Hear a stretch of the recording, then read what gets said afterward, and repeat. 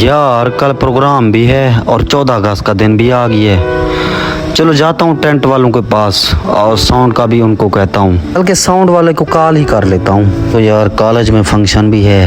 Hello अस्सलाम वालेकुम जी। यार वो मेरे कॉलेज में टेंट और साउंड वगैरह भेजने हैं आपने कल।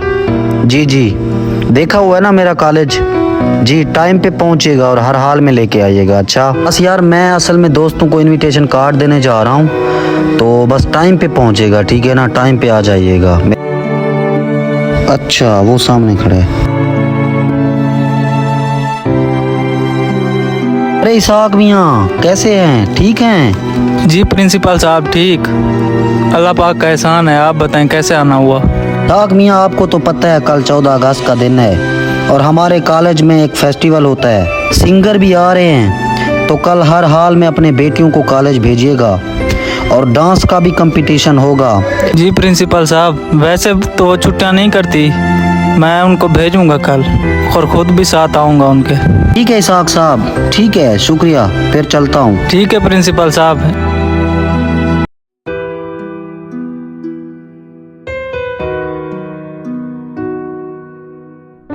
अस्सलाम वालेकुम अवैस भाई, कैसे हैं?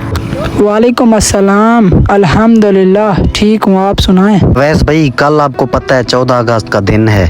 जी नुमान भाई, कल फिर कोई फंक्शन वगैरह का इनेकाद किया हुआ है क्या? जी अवैस भाई आपको पता है 14 अगस्त वाले दिन हमारे कॉलेज में एक फंक्शन होता है। अवैस भाई आपके पास आया ही इस वजह से हूँ कि आपको इनविटेशन कार्ड देना था। ये ले इनविटेशन कार्ड और लाजमी आइएगा हमारे कॉलेज में। ये क्या नुमान भाई, ये इनविटेशन तो नहीं है, पास वगैरह है क्या? जी अवैस भाई आपको पता ही है ये कार्ड नहीं है बल्कि ये पास है। जब आप कॉलेज में आएंगे तो आपको ये पास दिखाकर अंदर एंट्री मिलेगी। सही है, मैं ज़रूर आऊँगा। ठीक है अवैस भाई, इंशाल्लाह फिर होती है मुलाकात कॉलेज में। जी इंशाल्लाह ज़रूर आऊँगा, ज़रूर आऊँगा।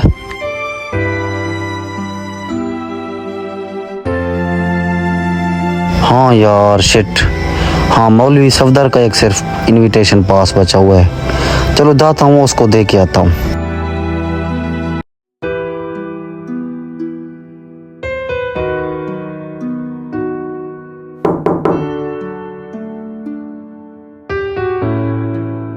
अस्सलाम वालेकुम, कैसे हैं?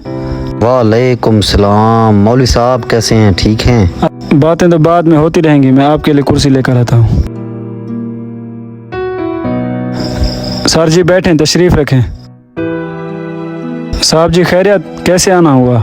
मौलवी साहब आपको पता है कल 14 अगस्त का दिन है और हमारे कॉलेज में 14 अगस्त वाले दिन एक फंक्शन होता है। हमारे कॉलेज में सिंगर भी आ रहा है और डांस का भी इंतज़ाम होगा, तो आप ज़रूर हमारे कॉलेज में तशरीफ़ ले आइएगा। और हाँ अपनी बेटियों को हर हाल में लेके आना। सर जी सिंगर की तो समझ आती है, लेकिन डांस प्रोग्राम की समझ नहीं आ रही। मौलवी साहब डांस का मतलब ये है कि हमारे कॉलेज के तलबा व तलबात आपस में मुकाबला करते हैं, डांस परफॉर्मेंस दिखाकर पोजीशंस लेते हैं। जी मुझे आपकी बात समझ आ गई है, मैं आपके लिए पानी लेकर आता हूँ।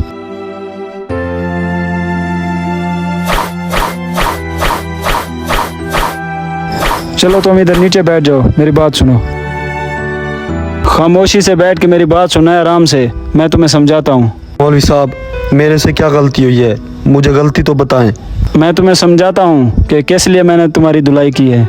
दिल तो करता है इतनी धुलाई करूँ कि घर जाने के काबिल ना हो। खामोशी से बैठना है, मेरी बात सुनना है, जो बात करने का मेरा मकसद है। जी मौलवी साहब बताएं क्या मसला है, बताएं।